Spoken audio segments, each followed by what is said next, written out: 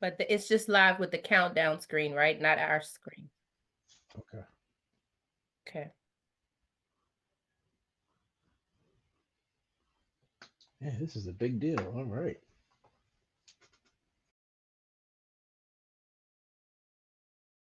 Yeah, we got an audience.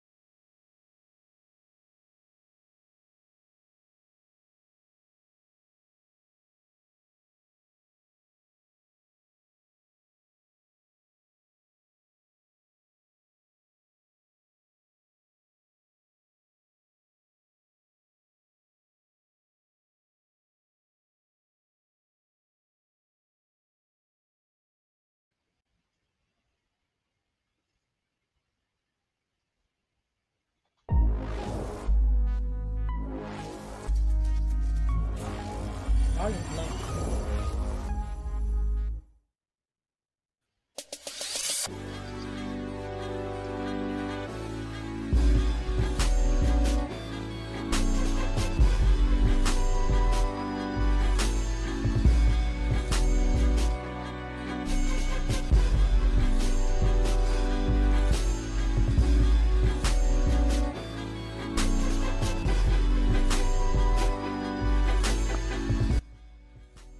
Well, good evening, good evening, good evening, everybody. Welcome to the Married to My Purpose podcast. I am your host, Dr. Serelda, and I have the distinct pleasure of having my brother on tonight, Mr. Brian Wilson. He is the creative extraordinaire, multi-hyphenate. I don't know what all of that means, but he's going to tell us over the next half hour what all that means. So, Brian, thank you so much. And we welcome you to the show. And as you all know, this show is about real stories, real experiences, and real talks on being married to your purpose. And Brian's story and experiences that he's going to share tonight are no different. So, Brian, this is how this is going to go. Okay. We want to know a little bit about you. You're going to talk to us about who you are and what you do and whatever else you want to share. And we'll go back and forth for a little while and then I'll be quiet and we'll shut this thing down. So, does that sound good to you? Yes, yes. Well, Wow, the that floor is yours. that is an amazing intro. I promise you, I did not pay Sir Dr. Sirota for that intro. But yeah, so super excited to be on this podcast, talking with you, engaging with your audience, and so yeah, Brian Wilson, yeah, multi hyphenate, right? So there's, I have so many passions in life, I'm a man of faith, and so I also believe that I have been blessed and stewarded with, a lot of capabilities and opportunities to pour into people and provide value. And Mhm. so, that's one of the things that, I continue to, express myself in various ways. And, growing up, and, we've heard that phrase, jack of all trades, Mhm. master of none. Yeah. And I mean, to an extent, right?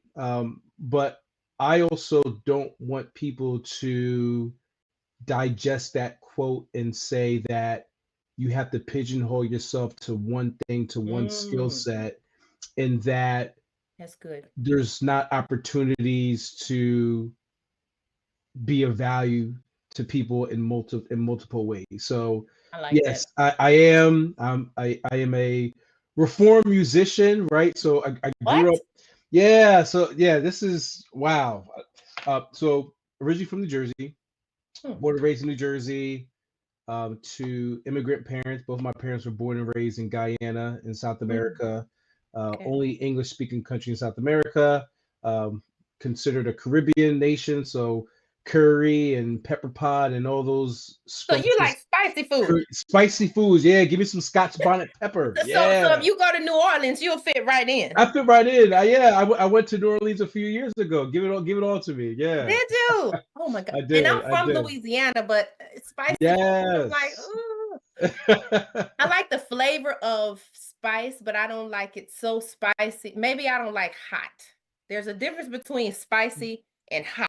There's definitely a balance, right? Because then at some point you won't be able to actually taste and enjoy your food properly. So That's you're you're right. so you're absolutely right. But yeah, grew up playing, playing the piano. My dad Mm. actually was in a reggae band when he was in college, and then he continues to play, even as we were growing up while he was working, and even now, he still, plays with the church that my parents belong to. So Mhm. music was my first love. Like I was convinced Ah, I was going to be a music producer, winning Grammys, on stages, things of that nature. I actually had that dream, mm. well into adulthood. So, Yeah. I was a member of the DC chapter of the Recording Academy. The Recording Mhm. Academy obviously puts on the Grammys. And that was, around 2011, 2012. So, I Wow. was I was mid 20s where I was still, quote unquote chasing this dream. I had a independent artist that I was managing where we Wow. would take trips up and down from Maryland to Virginia to do studio sessions. Really? Yeah, I would take, night visits to Philadelphia. So like I was ingrained in the music scene. Um, but here is where we have to be open to life's pivots and be aware of our skills that can transfer into other Mhm. realms. So, in the midst of me working on my music, part of that branding was coming up with t-shirts, right? Ah. Um, you know, who hasn't tried to do a t-shirt business, right? So, and when I did that, I was like, well, I've got these t-shirt designs. I have friends and coworkers that are modeling this. I need to take pictures. So that actually was my foray into photography. What? Exactly. And then the photography ended up paying more and opening up other opportunities where music fell by the wayside. So I was doing Wow. photography. Photography has brought me in same rooms as Hillary Clinton, Jose Andres, Andrew Zimmern. So yes. So from a creative aspect, and I bring that up because once again, you know, I needed to know that moment when I should pivot, from music and realize that, hey, maybe that dream has been realized to that extent, right? Because Mhm. we tend to arbitrarily give ourselves dates of when things should happen. Mm. And when we also come up with goals and dreams, we also assume that the dream should manifest in a certain way. Wow. And so, Yeah. So what's your thoughts on that? Because I Yeah, think dreams have to evolve. Yeah. I have lots of them, which is going to be interesting to you because when I graduated high school, and I'm from Louisiana, and I got a full ROTC scholarship to go to any HBCU in the world. Okay. And I was already pipelined for Grambling State University. I was going to their band camps, this, that, and the other. Well, I got a full music scholarship to Alcorn State University. Okay. All right, Um, musician. I audition. My best instrument is my voice. I sing. I actually just recorded a CD, an EP last summer, 4 songs. So it's out there on all the music outlets, and I've sang on national television. I've sang for Michelle Obama. I've sang in the Pentagon several times. So yeah, it's interesting that That you're is saying that incredible. because I was just talking to my daughter. I'm like, you know what? Maybe I'll learn how to play the piano. So this is new. This is a new thing. I never learned to play the piano because people were playing for me. I was a vocalist. So Yeah. to hear you say that, I'm like, this is right in my wheelhouse. He's not speaking French to me at all. If I had my way, I would have been a performing artist. I would have been a singer, a professional singer. Um, and that's one point, but you have my mind like going in so many places, but I want to land in this space where I keep hearing the theme of one thing feeds into the other, feeds into Yeah. the other, feeds into the other. Like, um, you have all of these abilities and skills, but you also parlay all of that together, mix it together, and say everything in its own timing. Those are my Mm. words of how kind of what you said earlier. So that's very powerful to me because a lot of people will say, well, I've got to hit this mark at this point, I've got to hit Yeah. this mark at that point, and then it doesn't happen and we're stalled, we're paralyzed, and we can't do anything. You Yeah. said something else that was absolutely key for me to bring up, and you said one skill parlayed into the other. Yeah. So, and I don't know if you're hearing the echo, but I'm hearing the echo. But one skill kind of parlayed into the other, and being able to use one skill over here and take it into another area to like the photography. Yeah. Yeah. Like, did you probably wouldn't have known that this would have fed into that. So those are my thoughts right now. Like I got notes over here. I'm over here taking notes on my little pad. Like, man, that's good. Anyway, let me shut up. It's all about you right now. No, no, no. So I'm glad you called that out, right? Because okay, so that's the creative Brian, right? Photography, music production, music composition, and then I've also been fortunate, and blessed with, a really rewarding career as a public servant in the federal government. Hmm. And here's another, string that I'll pull on in terms of, okay, Brian in his quote unquote 9 to 5 job, is a project manager, organizational change manager. He works in IT offices. He deals with IT, folks and individuals. So the first agency I worked for, it was a sub agency within the Department of Defense.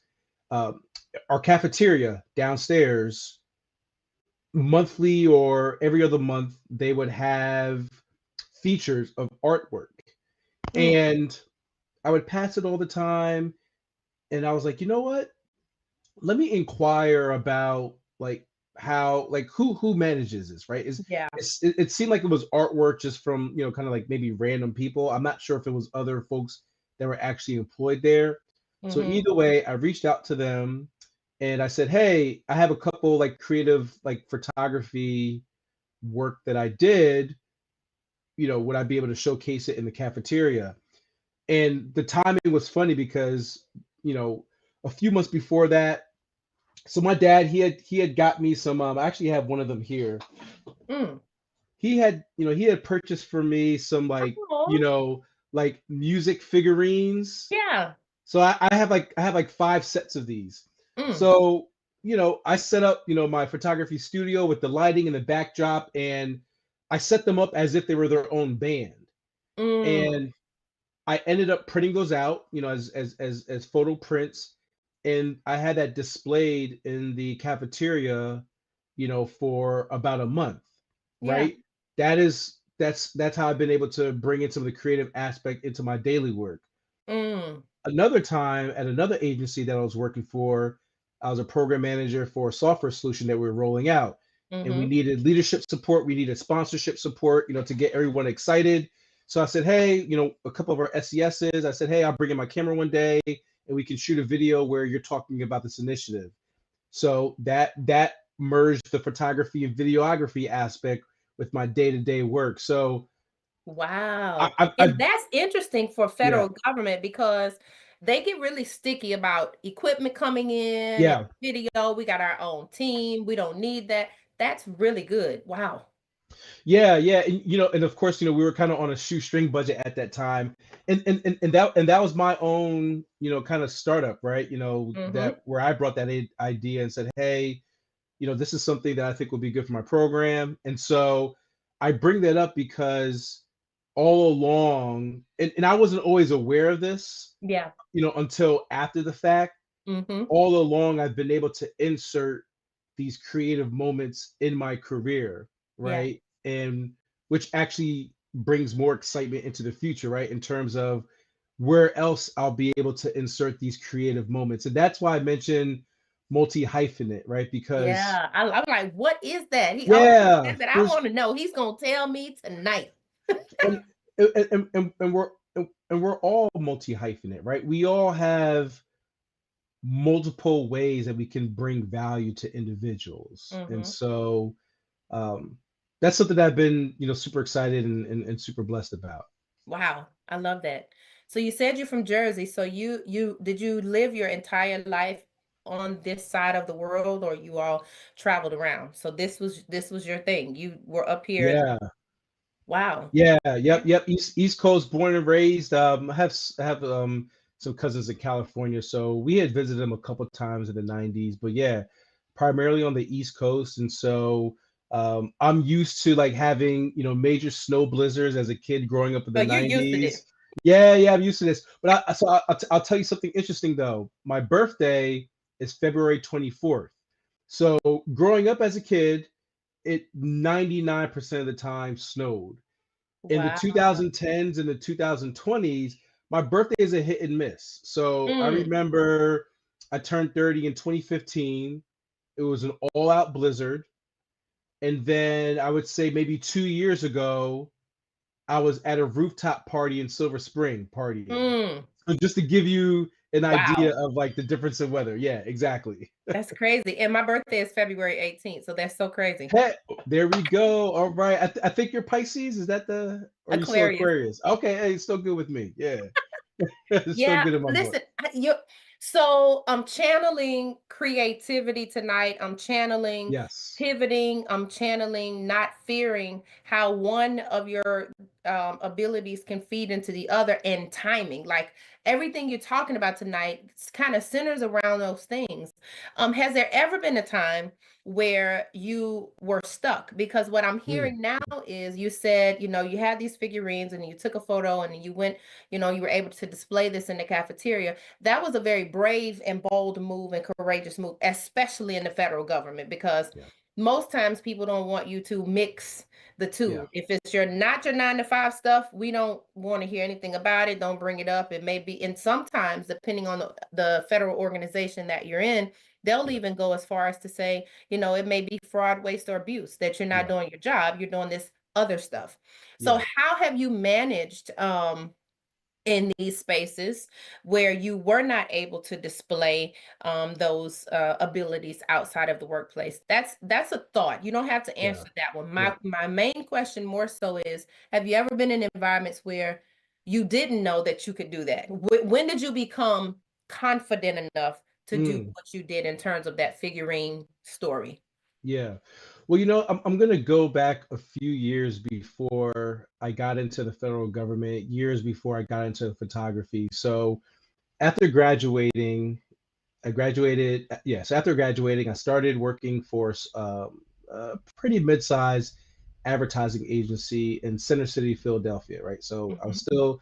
still, but we had moved to South Jersey some years before. So I'm in South Jersey, graduated Rutgers University, started working for that ad agency in Philadelphia. I'm like, great, got some good money, still living at home, so I didn't have real bills, Yeah. you know. And then 2009 came around. I'm going to trip you out with this one because I got laid off the weekend of my birthday, 2009. And that No whole way. 2007, 2008, 2009, that was a whole like economic downturn and recession.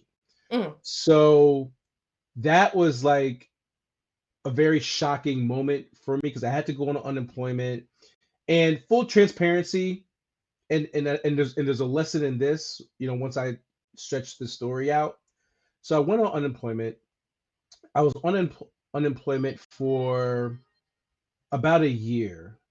Now, mm, that's not because I wasn't able to find other opportunities. yeah.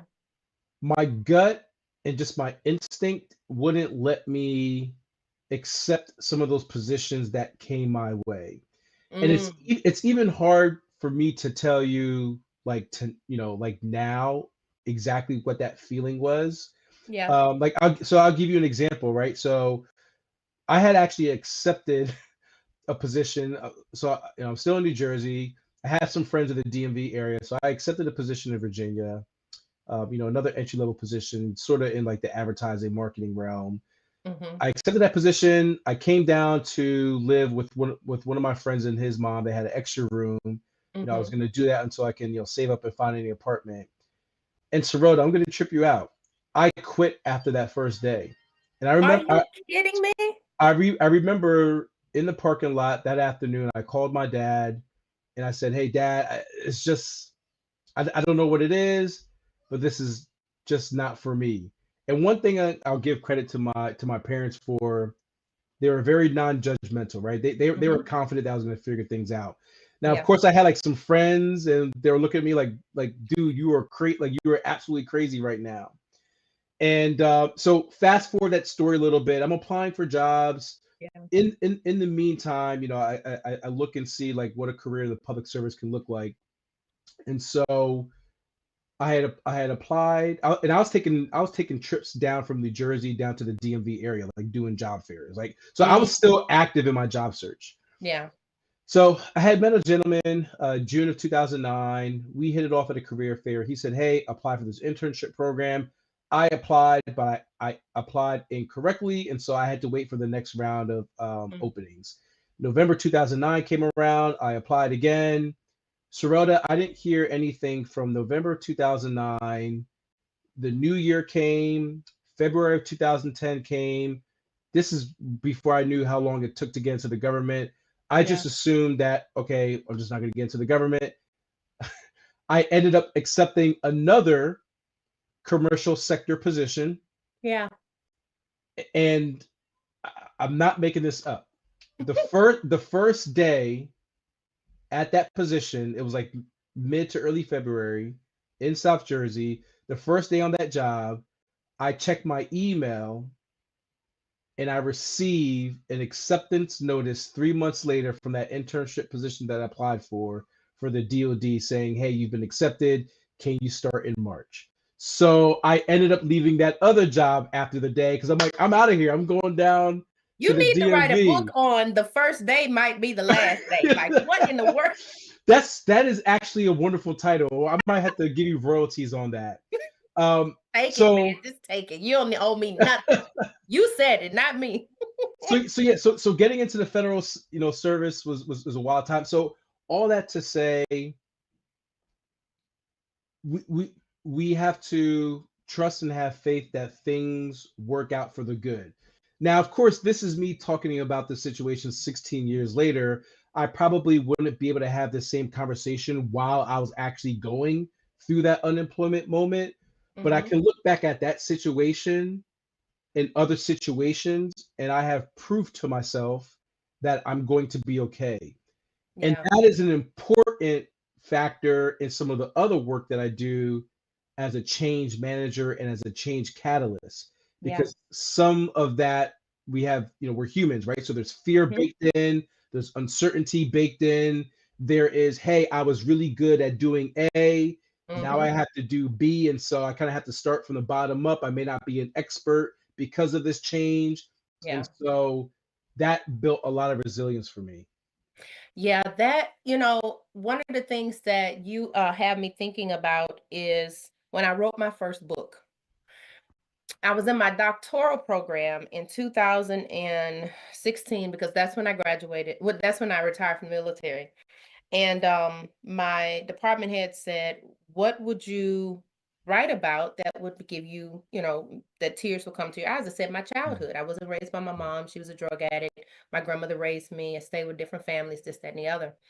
And so in my doctorate program, I had three options: do a curriculum, which is an 8 module, do an 8 hour seminar, Mm, or write a manuscript. And so I said, "Yeah, I can write. I'll just write a manuscript." And my department head said, "Well, if you're writing about at-risk youth," which was what my area was, centered around my own story, she said, "Youth don't like to read. So if you write a book, they'll probably never read it. If you do a seminar or a training module, you can break it up and then you have 8 additional books that you can write versus one." I'm like, huh, Yeah. that sounds good. I write this book, and it wasn't from my doctoral program, by the way. That was where it should have been, at least I thought. Years later, in 2018 or 19, I believe, is when I wrote and published my first book in 26 days, and it was a bestseller. So in my head, I'm Okay. thinking, okay, well, that was painful to write because I didn't know if I was going to write about my expertise, diversity, HR. Yeah. I was in the Miss America circuit for a while. I was in the band. I'm a vocalist. I sing. I've recorded. I have all of these talents and abilities, and I want to write about the experiences, but where should I start? Yeah. And God told me, start at the beginning. Let them know who you are first and then build from there. And so I built this book. And afterwards, I'm like, how did I just write a book in 26 days? And of course, I had a friend who had offered a class, write your book in 30 days. I'm like, I'll take this class. It's only $100. I'm not going to lose a lot. He may Yeah. get me to an outline, but there's no way I'm writing a book in 30 days. And I wrote the book in 26 days. I'm saying all of that because Mm, my bachelor's degree was computer information systems. And I went directly into the military, so I didn't really use that degree. And so I thought. When yeah. I wrote the book, I actually wrote, edited, and published that book by myself. I self-published the book. And Wow. I'm like, how did I do that? Okay, maybe I'm just this super smart girl, and you know, Yeah, claim it. I'm like, no, that ain't it. I kid you not, Brian. The Holy Spirit said to me, the computer degree.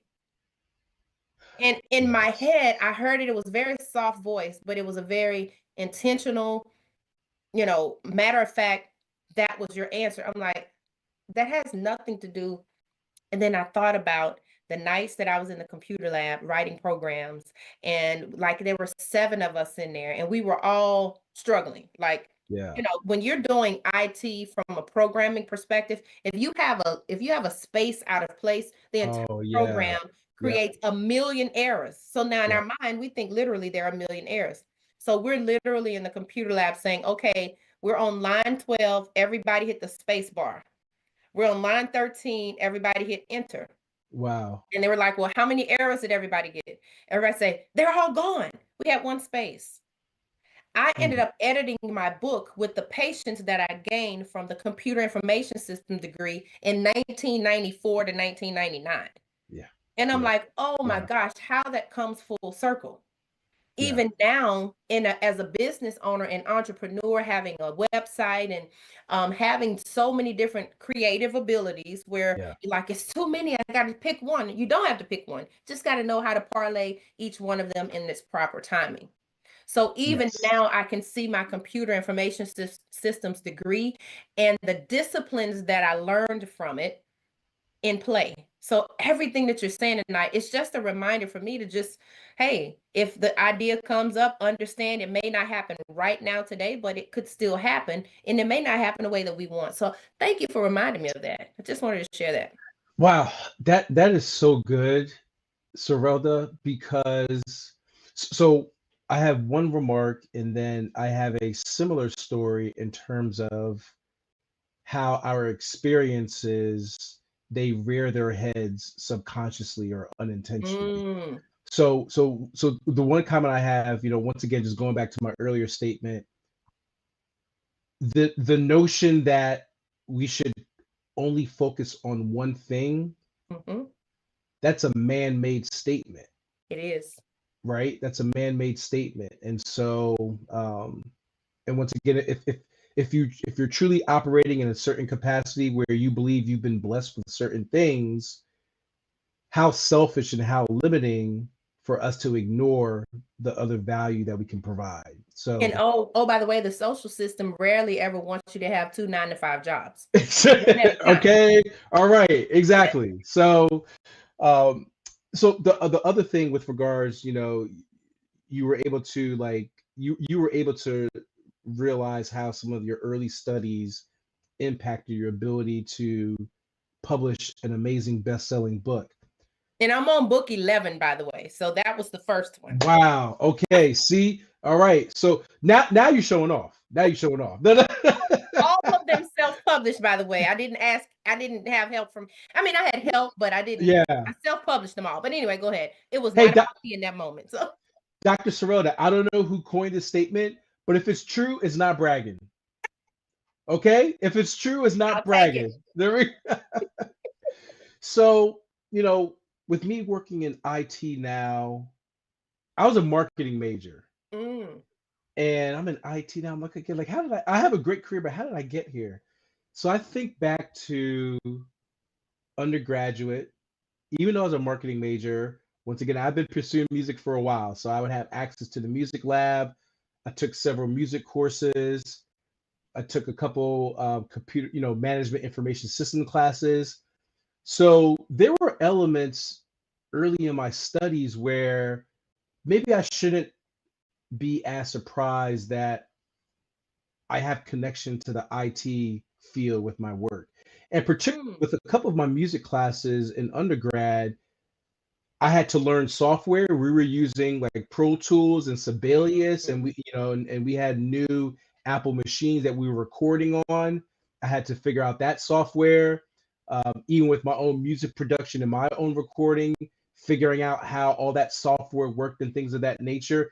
And this was years before I entered the workforce. And Yeah. so I look back at that situation. I look back at those situations. It's like, okay, maybe I'm not. Maybe I shouldn't be too surprised that I have a certain affinity for the IT realm of things. Mm-hmm.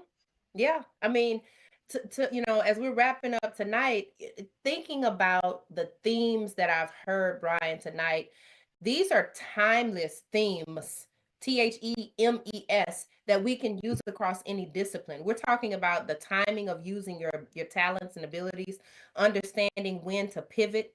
Yeah, We're talking about one skill lens into the other, and sometimes we have to make the first move in order to get to move 3, 4, or 5. yeah, I always talk about this analogy of if I'm standing outside of my house and I want to go to the bathroom that's on the top floor, I can't get to that bathroom unless I open the front door. So I yeah, got to go through the yeah. first door to get to the second door to get to the third door. Yep. Sometimes we want to jump from outside of a closed door into the third door. You can't do that.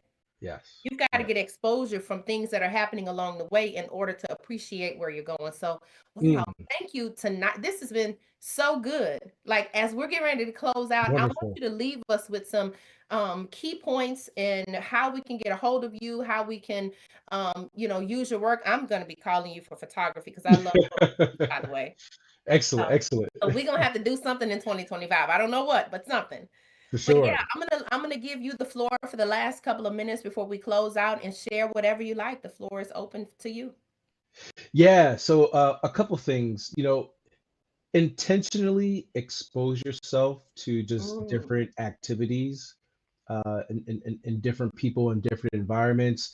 Like I said, just a lot of where I'm at now and where I've been in the past, I wouldn't have been able to write that story before it happened, right? mhm, Which which which is why we should be so excited for the future, because there's literally people that we're going to know and things that we're going to do in 1, 3, or 5 years from now that we have no idea who these people are. We haven't met them right, yet. There's going to be experiences that are going to end up being the best experiences that we've ever had, and we don't know what those experiences are as of yet. that's right. And so, for me, just excitement for the future, enthusiasm for the future, just exposing yourself to different things. Certainly, Dr. Serelda, absolutely love this conversation. Love dialoguing with your audience. I'll give you two links.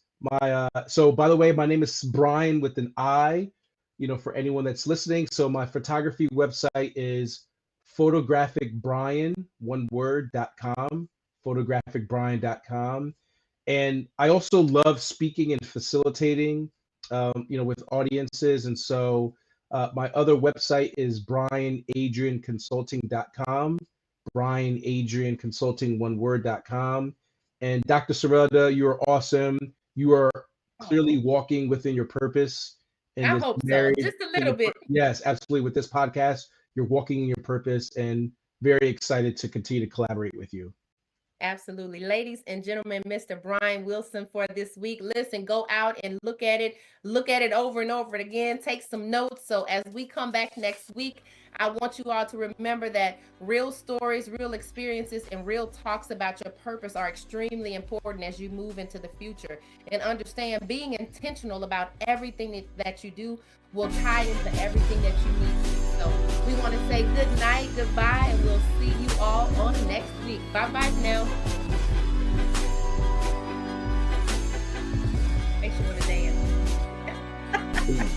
Hey.